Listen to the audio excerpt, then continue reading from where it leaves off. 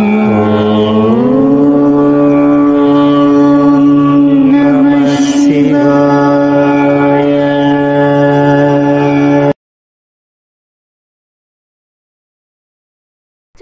గురుభ్యో నమః, శ్రీమాత్రే నమః.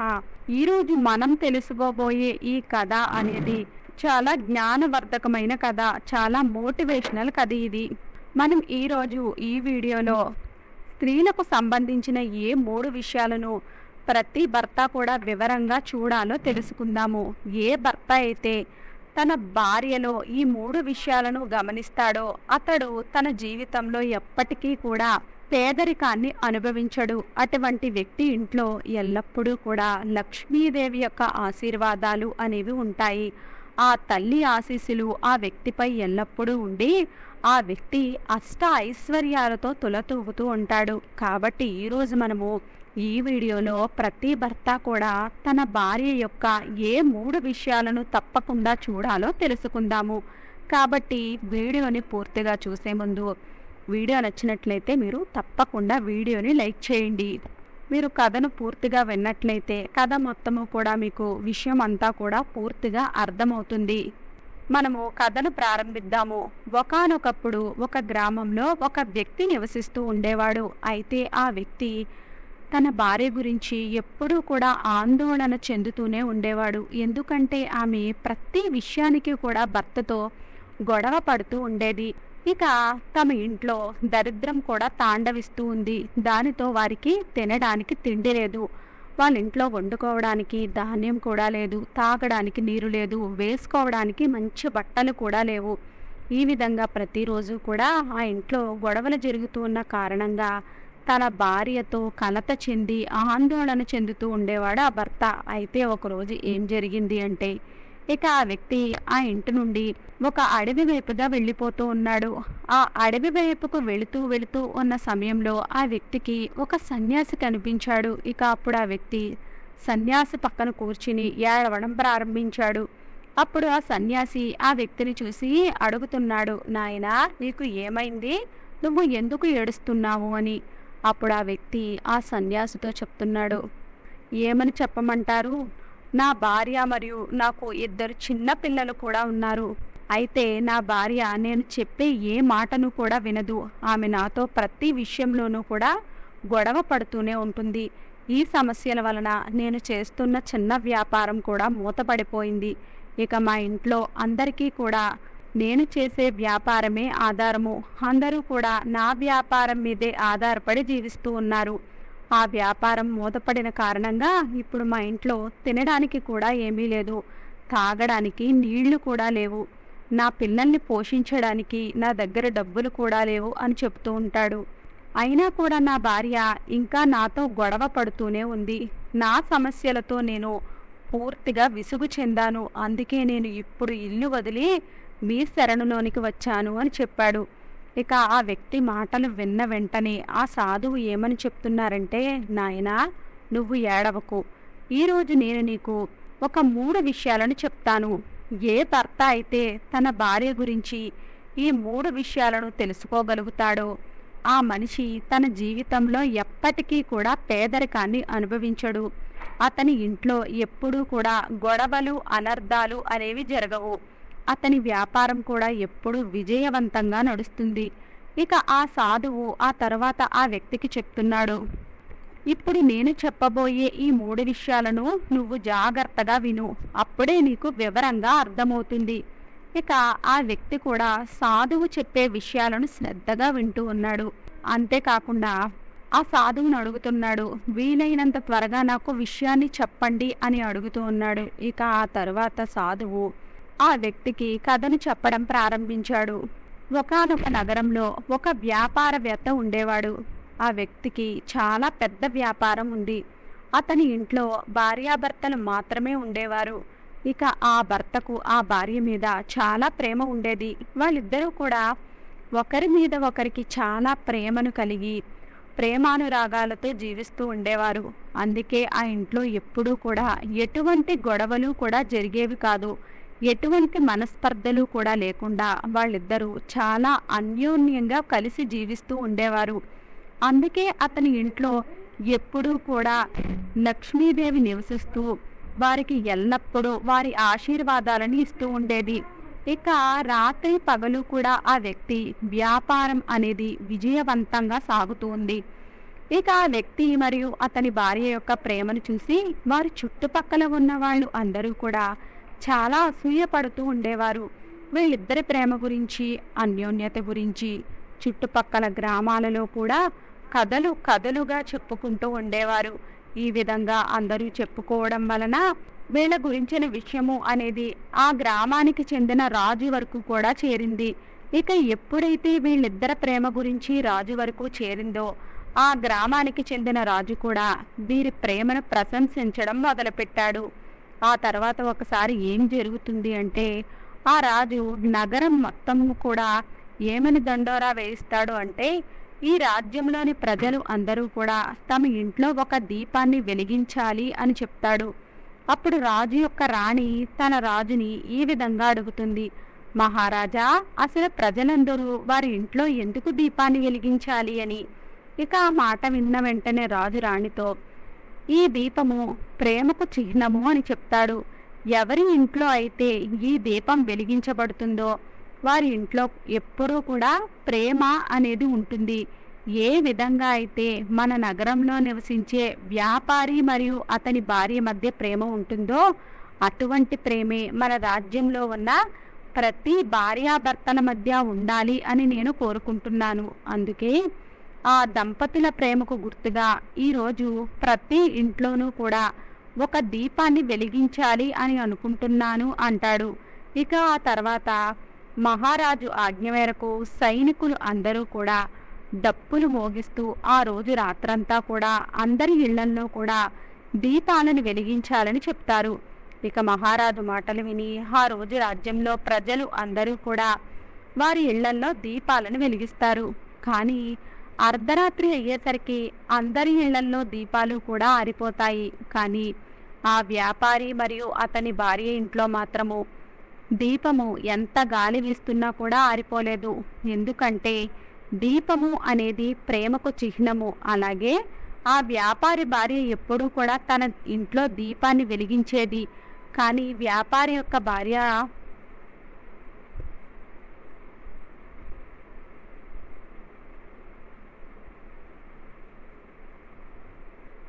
ఎప్పుడూ కూడా తను కోరుకున్నదే చేస్తూ ఉండేది. ఆమె మనసులో ఏమనుకుంటే ఆ పనిని మాత్రమే చేస్తూ ఉండేది.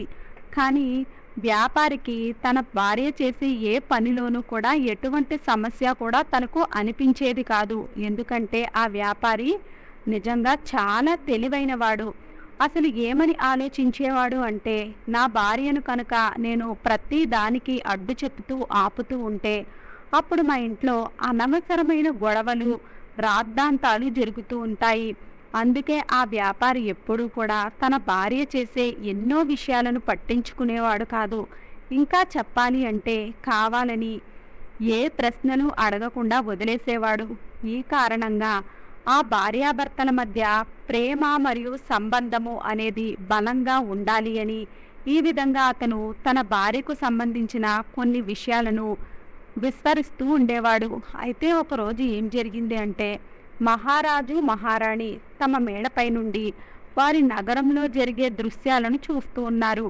ఇక రాజు మరియు రాణి చూసేసరికి సమయానికి మొత్తము వారి రాజ్యంలో చీకటి అలుముకుని ఉంది. కానీ కేవలము వ్యాపారి మరియు అతని భార్య ఇంట్లో మాత్రమే దీపపు కాంతి వెలుగుగా కనిపిస్తూ ఉంది. ఇక అప్పుడు మహారాజు రాణితో ఈ విధంగా అన్నాడు, చూడు మహారాణి, వ్యాపారి మరియు అతని భార్య మధ్య ప్రేమ ఎంత స్థిరంగా వెలుగుతుందో మిగతా అందరి ఇళ్లల్లోనూ కూడా దీపాలు ఆరిపోయాయి. కానీ వ్యాపారి మరియు అతని భార్య ఇంట్లో దీపం మాత్రము ఇంకా వెలుగుతూనే ఉంది. దీన్ని బట్టి వ్యాపారి మరియు అతని భార్య మధ్య ప్రేమ చాలా గాఢంగా ఉంది అని అర్థమవుతుంది కదా. ఇక అప్పుడు మహారాణి తన రాజుకి ఈ విధంగా చెప్తోంది, మహారాజా, వ్యాపారి మరియు అతని భార్య మధ్య ప్రేమకు కారణము ఆ వ్యాపారి భార్యే. నిజంగా ఆమె తెలివైనది అయి ఉంటుంది. అందుకే ఆ వ్యక్తి ఇంట్లో ఎటువంటి గొడవలు కూడా లేకుండా వారి మధ్య ప్రేమ నెలకొని ఉంది అని అంటుంది. రాజు రాణి చెప్పిన ఆ మాటలు వినగానే ఈ విధంగా అంటాడు, లేదు మహారాణి, ఖచ్చితంగా ఆ ఇంట్లో ఆ వ్యాపారి చాలా తెలివైనవాడు అయ్యుంటాడు. అందుకే వారి ఇంట్లో ఎప్పుడూ గొడవలు గాని వాగ్వివాదాలు గాని జరగకపోయి ఉండవచ్చు. అయితే మహారాణి మాత్రము వ్యాపారి భార్య తెలివైనది అయి ఉంటుంది అని చెబుతూ ఉంటుంది. ఇక మహారాజేమో లేదు, వ్యాపారే తెలివైనవాడు అని అంటూ ఉంటాడు. ఈ విధంగా మహారాజు మరియు మహారాణి వ్యాపారి మరియు అతని భార్యే తెలివైన వారు అంటూ వారి గురించి వీళ్ళిద్దరూ వాదించుకోవడం ప్రారంభిస్తారు. ఇక ఆ తర్వాత మహారాజు అంటాడు, మహారాణి, మనం ఇప్పుడు వాదించుకోవలసిన అవసరం లేదు. మనమే ఆ ఇద్దరిని ఎందుకు పరీక్షించకూడదు? ఆ పరీక్షలో ఎవరైతే ఉత్తీర్ణతను సాధిస్తారో ఆ వ్యక్తే నిజంగా తెలివైన వారు. ఇక మహారాణి కూడా మహారాజు చెప్పిన దానికి అంగీకరించి వారిని పరీక్షించడానికి వీరు సిద్ధమవుతారు. ఆ తర్వాత మహారాజు రాజభవనానికి వెళ్ళి తన దాసిని పిలుస్తాడు. ఆ సేవకురాలతో రాజు చెప్తున్నాడు, నేను నిన్ను ఏవైతే ప్రశ్నలు అడుగుతానో నువ్వు వెంటనే ఈ ప్రశ్నలను వ్యాపారి దగ్గరికి వెళ్ళి అతనిని అడగమని చెప్తాడు. ఆ సేవకురాలు సరే మహారాజా అని అంటుంది. ఇక ఆ తర్వాత మహారాజు అడిగిన ప్రశ్నలు అన్నింటినీ సేవకురాలు జాగ్రత్తగా విని ఆ తర్వాత వ్యాపారి దగ్గరికి వెళుతుంది. ఆ సమయంలో వ్యాపారి భార్య కొన్ని వస్తువులను కొనడానికి బజారుకు వెళ్ళింది. రాజు సేవకురాలు వెళ్ళి వ్యాపారితో ఈ విధంగా చెప్తోంది, ఓ వ్యాపారి, నేను రాజభవనం నుండి వచ్చాను. మహారాజు గారే నన్ను స్వయంగా పంపించారు. ఇక వెంటనే వ్యాపారి, ఓ సేవకురాలా, దయచేసి చెప్పండి, నేను మీకు ఏం సహాయం చెయ్యగలను అని అడిగాడు. ఆమెను కూర్చోమని చెప్పాడు. ఆమెకు ఆసనాన్ని కూడా వేశాడు. అలాగే తను తాగడానికి నీటిని తీసుకుని వస్తాను అని చెబుతూ ఉన్నాడు. అప్పుడు ఆ సేవకురాలు ఆ వ్యాపారితో ఉంటుంది, అయ్యగారు, మీరు దయచేసి నాకు మర్యాదలు చేయవలసిన అవసరం లేదు. నేను మహారాజు యొక్క పని మనిషిని. మహారాజు ఇచ్చిన సందేశాన్ని మీకు తీసుకుని వచ్చాను, అందుకోసమే మీ వద్దకు వచ్చాను. అప్పుడు ఆ వ్యాపారి ఈ విధంగా అంటాడు, మహారాజు నాకు ఎటువంటి సందేశాన్ని పంపించారో చెప్పమని అడుగుతాడు. అయ్యగారు, నాకు మహారాజు గారు ఏం చెప్పారు అంటే, మీరు గనక మీ భార్యను వదిలిపెడితే మహారాజు మీకు ఎంతో విలువైన వజ్రాల ఆభరణాలను ఇస్తాను అని చెప్పారు. అలాగే వారి రాజభవనంలో మంచి ఆదాయంతో ఉన్న ఉద్యోగాన్ని కూడా ఇస్తాను అని చెప్పారు. ఆ విషయాలను విన్న తర్వాత ఆ వ్యాపారి వాటికి వేటికి కూడా అంగీకరించలేదు. ఇక వెంటనే మహారాణి ఈ విషయం గురించి తెలుసుకుని మహారాజుతో ఏమని అంటుంది అంటే, చూశారు కదా మహారాజా, ఆ వ్యాపారి ఖచ్చితంగా తెలివైనవాడు కాదు. ఆ ఇంట్లో ఖచ్చితంగా అతని భార్యే తెలివైనదై ఉంటుంది.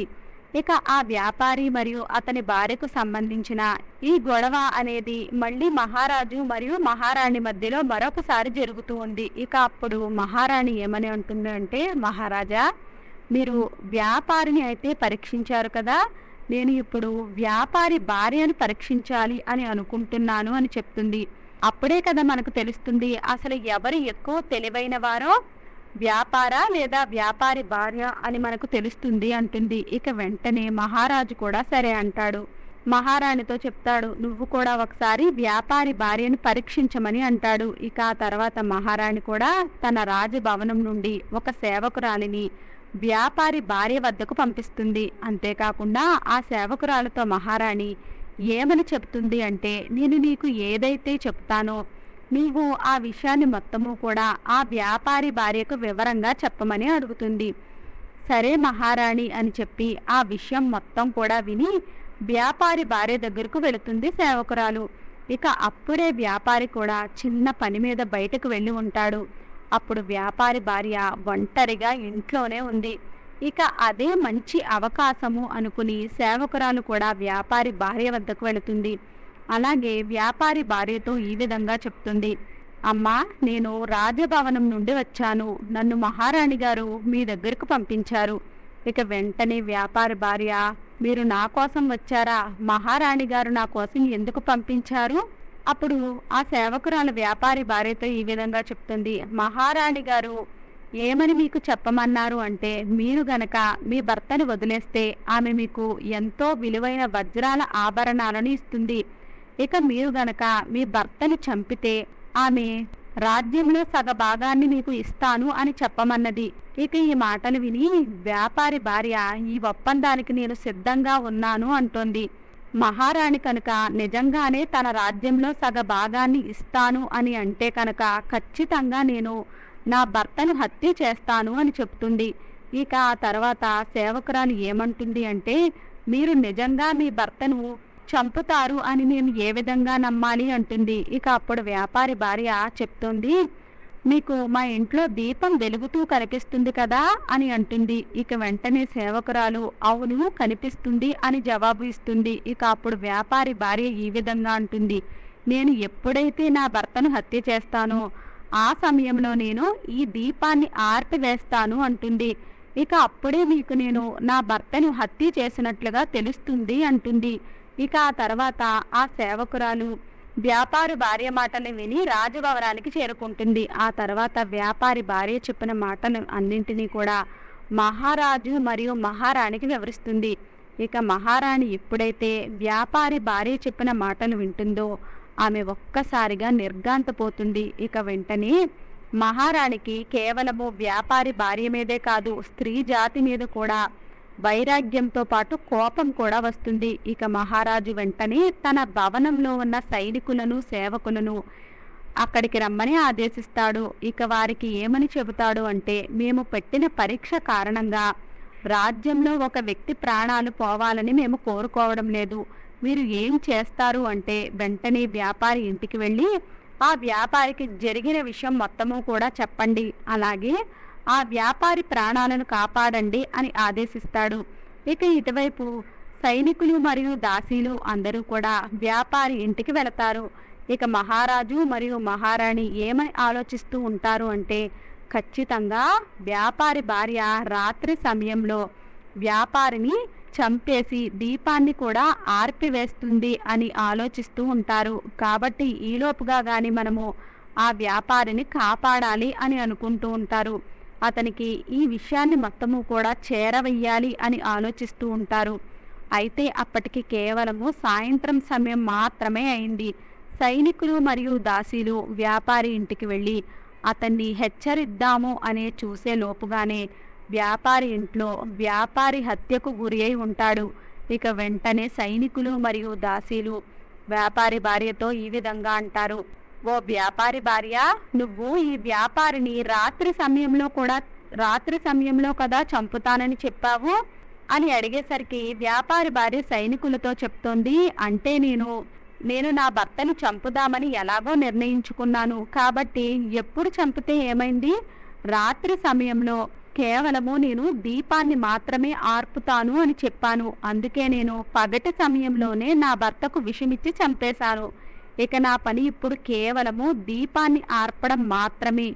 ఇక ఆమె చెప్పిన మాటలు విని ఆ సైనికులు కూడా ఒక్కసారిగా నిర్ఘాంతపోయారు.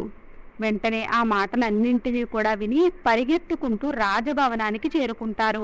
రాజుకి మహారాణికి జరిగిన విషయాన్నంతటినీ కూడా వివరిస్తారు. ఇక మహారాజు వాళ్ళు చెప్పిన మాటలను విని ఎంతో ఆగ్రహానికి గురి అవుతాడు. ఆయన కూడా వెంటనే స్త్రీ జాతి మీద ద్వేషం అనేది పెంచుకుంటాడు. అలాగే తన సైనికులను వెంటనే వ్యాపారి ఇంటికి వెళ్ళి అతని భార్యను బంధించి రాజభవనానికి తీసుకుని రమ్మని ఆదేశిస్తాడు. ఇక ఆ తర్వాత సైనికులు కూడా అదే విధంగా వ్యాపారి భార్యను బంధించి రాజ దర్బారులోనికి ప్రవేశపెడతారు. అప్పుడు మహారాజు వ్యాపారి భార్యకు జీవిత ఖైదును, కారాగార శిక్షను విధిస్తాడు. అలాగే ఆ రోజు నుండి మహారాజుకి సమస్త స్త్రీ జాతి మీద కూడా ద్వేషం అనేది ఏర్పడుతుంది.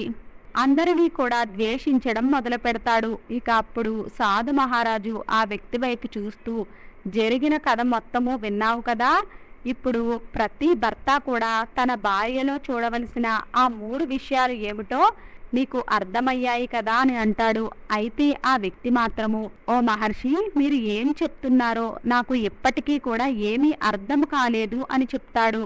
భార్యలో చూడవలసిన ఆ 3 విషయాలు ఏమిటో నాకు దయచేసి వివరంగా తెలియచేయండి అని కోరుతాడు. ఇక ఆ సాధువు ఆ వ్యక్తికి ఏమని చెబుతాడు అంటే, ప్రతి భర్త కూడా తన భార్యలో చూడవలసిన మొదటి విషయం ఏమిటి అంటే తన భార్య ఎక్కడికి వెళుతుంది, ఏం చేస్తుంది అనే విషయాలను తప్పకుండా తెలుసుకోవాలి.